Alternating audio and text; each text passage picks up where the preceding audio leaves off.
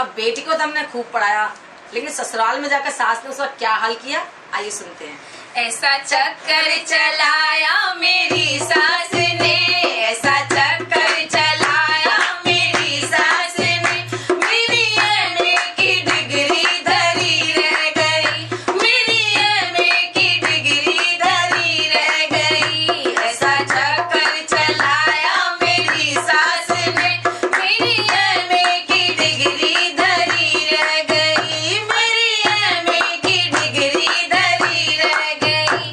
पापा ने पढ़ाया लिखाया मुझे, सोचा बेटी हमारी ये अफसर बने। पापा ने पढ़ाया लिखाया मुझे, सोचा बेटी हमारी ये अफसर बने। चौका बर्तन कराया मेरी सास ने, चौका बर्तन कराया मेरी सास ने, मेरी एमए की डिग्री धरी रह गई, मेरी एमए की डिग्री धरी रह गई।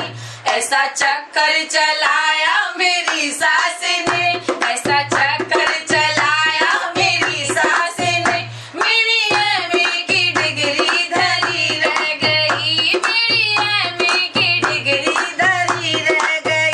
सोचा पढ़ लिख के मैडम बनूंगी कभी, मेरे पीछे भी दौड़ेंगे नौकर कभी। सोचा पढ़ लिख के मैडम बनूंगी कभी, मेरे पीछे भी दौड़ेंगे नौकर कभी। मुझे नौकर